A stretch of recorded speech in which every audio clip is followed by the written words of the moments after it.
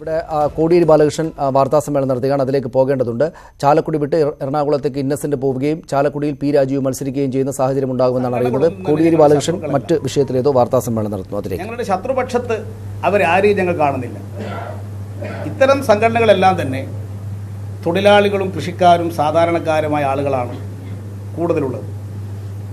ഞങ്ങളുടെ പ്രസ്ഥാനം ഇത്തരം ജനവിഭാഗത്തിൻ്റെ താല്പര്യം സംരക്ഷിക്കാൻ വേണ്ടി ശ്രമിക്കുന്നവരാണ്. അതുകൊണ്ട് തന്നെ സമുദായ സംഘടനകളുടെ നേതൃത്വത്തോട് ഒരു ശത്രുതാ നിലപാട് ഒരിക്കലും ഞങ്ങൾ സ്വീകരിക്കാറില്ല.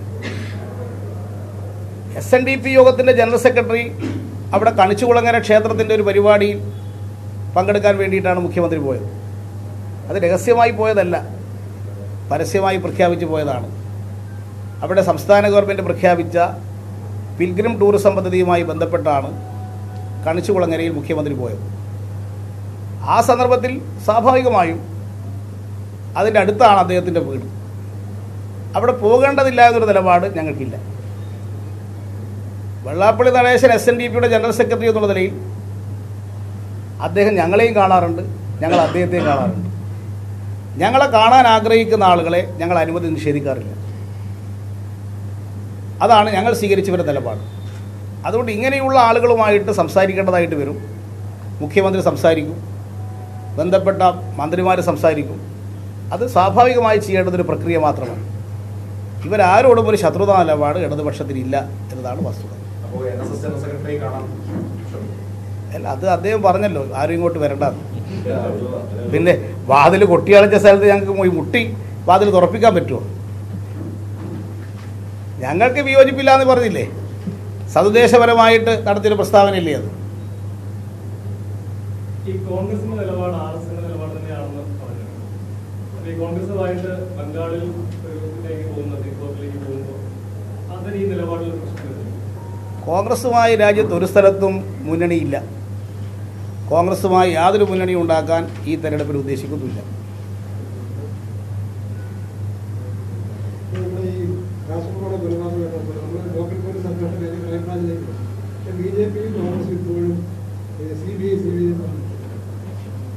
അത് ഇപ്പോൾ അന്വേഷിക്കുന്ന അന്വേഷണ ഏജൻസിക്ക് എന്താണ് പോരായ്മ എന്ന കാര്യം ബന്ധപ്പെട്ട അന്വേഷണ ഏജൻസികളെ അവർ അറിയിക്കട്ടെ. എന്തെങ്കിലും കാര്യങ്ങൾ ഈ അവരുടെ ശ്രദ്ധയിൽപ്പെട്ടിട്ടുണ്ടെങ്കിൽ ഇന്ന കാര്യങ്ങൾ കൂടി അന്വേഷിക്കണം എന്നുണ്ടെങ്കിൽ അന്വേഷണ ഏജൻസിക്ക് അവർ നൽകട്ടെ വിവരം. അത് അന്വേഷിക്കാതെ സ്ഥിതി ഉണ്ടെങ്കിൽ ഗവൺമെൻറ് ആ കാര്യം പരിശോധിക്കും.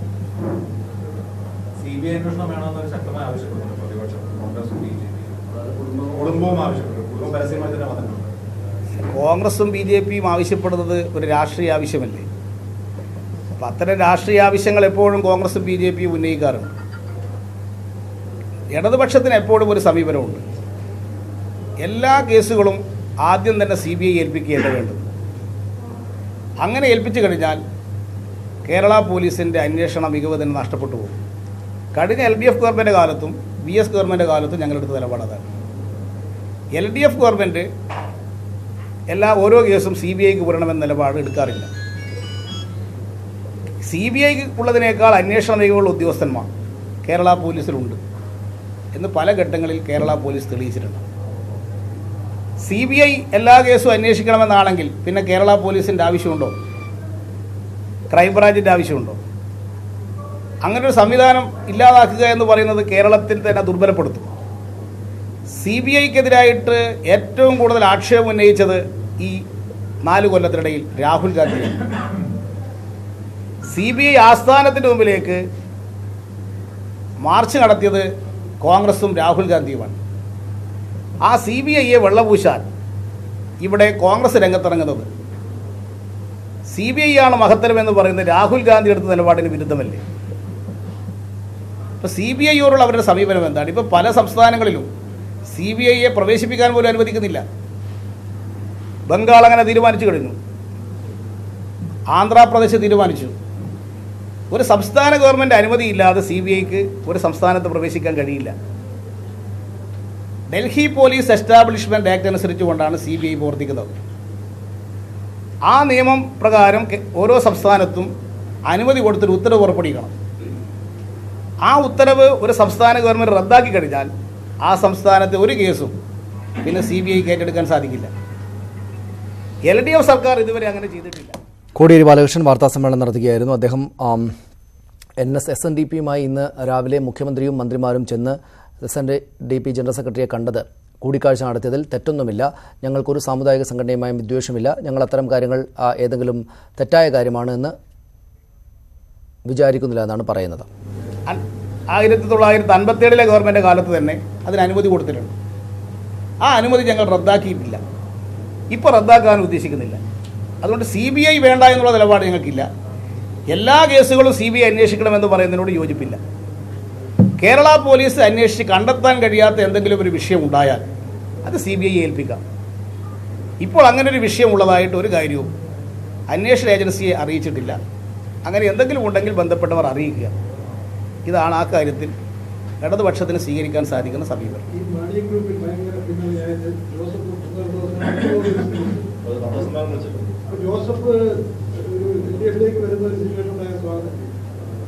അല്ല, വിട്ട് വെറുതെ മുമ്പേ എന്ത് പറയാനാണ്?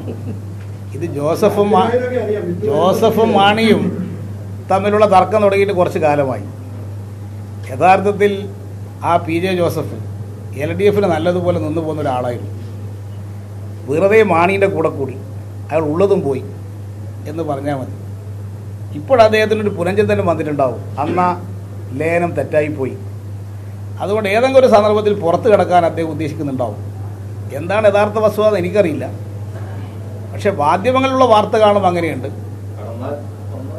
അല്ല, ഇപ്പോഴദ്ദേഹം ആ UDF തന്നെയല്ലേ ഉള്ളത്. കേരള കോൺഗ്രസിനെ രണ്ടാക്കാൻ രമേശ് ചെന്നിത്തല തീരുമാനിച്ചിരിക്കുകയാണ്. അതിൻ്റെ ഭാഗമായി PJ ജോസഫിന് എല്ലാ പിന്തുണയും രമേശ് ചെന്നിത്തല വാഗ്ദാനം ചെയ്തിട്ടുണ്ട്. കേരള കോൺഗ്രസ് പിളരുന്നുണ്ടെങ്കിൽ കോൺഗ്രസ്സാണ് കേരള കോൺഗ്രസിനെ പിളർക്കുന്നത്. അല്ലെങ്കിൽ ഒരു മുന്നണിയിലൊരു കക്ഷി പിളരുമോ?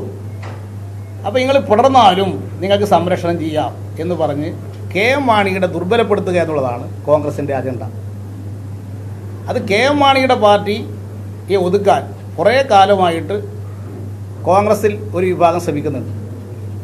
അവരുടെ ഒത്താശയോട് കൂടിയിട്ടാണ് ഇപ്പോൾ കേരള കോൺഗ്രസ് നടക്കുന്ന വിവാദം. ഭാഗ്യശക്തികൾ ആണ് ഇപ്പോൾ കേരള കോൺഗ്രസിൽ ഇടപെട്ട് ഇപ്പോൾ കലാപം ഉണ്ടാക്കുന്നത്. പക്ഷേ ആ നിലപാടെടുക്കാൻ PJ ജോസഫിന് കഴിയുമെന്ന് എനിക്ക് പറയാൻ സാധിക്കില്ല.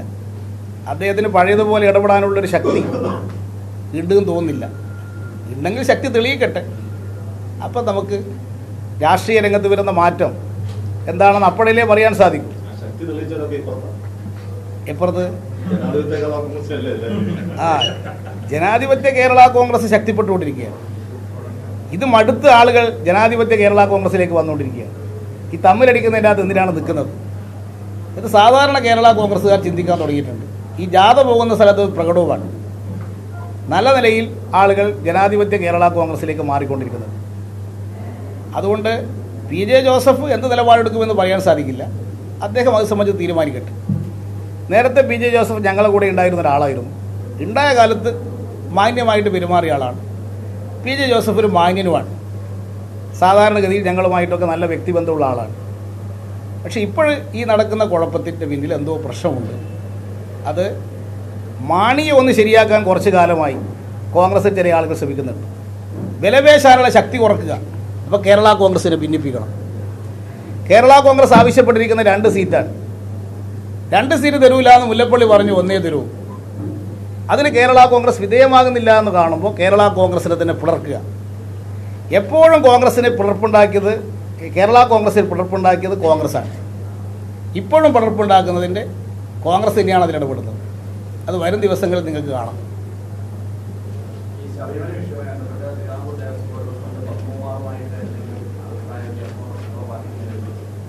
പത്മകുമാർ CPMൻ്റെ പാർട്ടി മെമ്പറും ജില്ലാ സെക്രട്ടേറിയറ്റ് മെമ്പറും അല്ലേ? അങ്ങനെ അഭിപ്രായ വ്യത്യാസം ഉണ്ടെങ്കിൽ അയാൾ ഈ പാർട്ടിയിലുണ്ടാവും. ഇതെല്ലാം ചില മാധ്യമങ്ങൾ ബോധപൂർവം പറഞ്ഞിരിക്കും. അദ്ദേഹത്തോട് എതിരുള്ള ഏതോ മാധ്യമങ്ങളുണ്ട്, അവർ കൊടുക്കുന്ന വാർത്തകളാണ്. യാതൊരു പ്രശ്നമില്ലെന്ന് മാത്രമല്ല, അദ്ദേഹം LDFൻ്റെ ജാഥാ സ്ഥലത്ത് വന്നില്ലെന്നാണ് ആരോ എഴുതിയത്. അദ്ദേഹം LDFൻ്റെ ജാഥാ സ്ഥലത്ത് സ്വീകരണ യോഗത്തിൽ പങ്കെടുത്തത് കണ്ടിട്ടില്ലേ? അത് കാണാതായി പോയോ മാധ്യമങ്ങൾ? ഇത്തരം വാർത്തകളല്ലേ കൊടുക്കുന്നത്. അദ്ദേഹത്തിൻ്റെ കാലാവധി കഴിയുന്നത് വരെ അദ്ദേഹം ദേവസ്വം ബോർഡ് പ്രസിഡൻ്റായിട്ട് തുടരും. അതിൻ്റെ പിന്നാലെ പോയിട്ട് ബുദ്ധിമുട്ടുണ്ട്. ചർച്ചയായിട്ട് എന്താണ് കുഴപ്പം? അതൊരു സഭയ്ക്കുള്ളിൽ ഒരു നവോത്ഥാനത്തിന്റെ പ്രക്രിയയുടെ ഭാഗമായിട്ടൊക്കെ ചർച്ചയായിട്ട് നടപ്പാക്കുന്നതാണ്. അല്ല, അങ്ങനെയുള്ള ഒരു കാര്യം ഞങ്ങൾ ചർച്ച ചെയ്തിട്ടില്ല. ചർച്ച ചെയ്താലല്ലേ നവോത്ഥാനമാണോ എന്താണെന്നൊക്കെ മനസ്സിലാകണമെങ്കിൽ ചർച്ച ചെയ്യണ്ടേ. ഗവൺമെൻറ് ഇപ്പോൾ അങ്ങനെ ഒരു ഉദ്ദേശമില്ല. നിയമപരിഷ്കാര കമ്മീഷനാണ് അതിൻ്റെ ചെയർമാനാണ് ഇത് സംബന്ധിച്ചൊരു നിർദ്ദേശം വെബ്സൈറ്റിൽ കൊടുത്തിട്ടുള്ളത്. അദ്ദേഹം തന്നെ പറഞ്ഞിട്ടുണ്ട് ഗവൺമെൻറ് നിർദ്ദേശമല്ല. ജസ്റ്റിസ് KT തോമസ് തന്നെ പറഞ്ഞിട്ടുണ്ട് ഗവൺമെൻറ് നിർദ്ദേശമില്ല. ഒരു അഭിപ്രായ രൂപീകരണത്തിന് വേണ്ടി അഭിപ്രായം ക്ഷണിച്ചിരിക്കുകയാണ്. അതാണ് അദ്ദേഹം തന്നെ പരസ്യമായി പെടുത്തിയിട്ടുള്ളത്. അത് ഗവൺമെൻറ്റിൻ്റെ തീരുമാനമല്ല.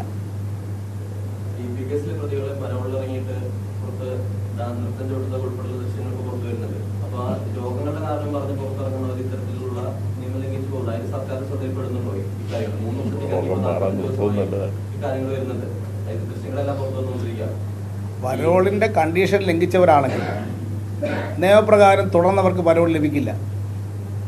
പരോൾ കൊടുക്കുന്നത് ജയിൽ ചട്ടത്തിൻ്റെ അടിസ്ഥാനത്തിലാണ്. ഈ പരോൾ എന്ന് പറയുന്ന വാക്ക് തന്നെ ജയിലിൽ കിടക്കുന്ന ആൾക്ക് കിട്ടുന്നൊരു ആനുകൂല്യമാണ്. പുറത്തുള്ള ആൾക്ക് കിട്ടുന്നൊരു കാര്യമല്ല പരോൾ. അതിനകത്ത് കിടക്കുന്ന തടവുകാർക്കുള്ളതാണ് കൊടുക്കേണ്ടതാണ് പരോൾ. അപ്പോൾ എല്ലാ തടവുകാർക്കും അർഹതപ്പെട്ടതാണ് പരോൾ എന്നുള്ളത്. ആ പരോൾ കൊടുക്കുമ്പോൾ ഉള്ള നിബന്ധനകൾ ലംഘിച്ചാൽ ഏതാളുടെ പേരിലും അതിൻ്റെതായ നടപടി സ്വീകരിക്കും. അത് തുടർന്ന് ഉള്ള ഏത് കാര്യത്തിലും ബാധകമാവും. പിന്നെ ഈ പറയുന്നവരൊന്നും ഇത്തരം കാര്യങ്ങൾ ചെയ്തിട്ടുണ്ടെങ്കിൽ അത് ഡിപ്പാർട്ട്മെന്റ് തലത്തിൽ പരിശോധിക്കേണ്ടതാണ്.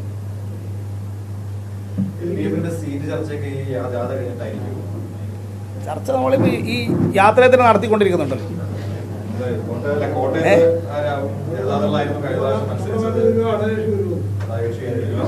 അതൊക്കെ ചർച്ച പൂർത്തിയാകുന്ന ഘട്ടത്തിൽ ശുഭവാർത്ത കോട്ടയത്തുകാരെ അറിയിക്കും. സ്വാഭാവികമായും വനിതകൾക്കും യുവാക്കൾക്കും നല്ല പ്രാതിനിധ്യം ഇടതുപക്ഷം കൊടുക്കാറുണ്ട്. അത് ഇത്തവണയും ഉണ്ടാവും.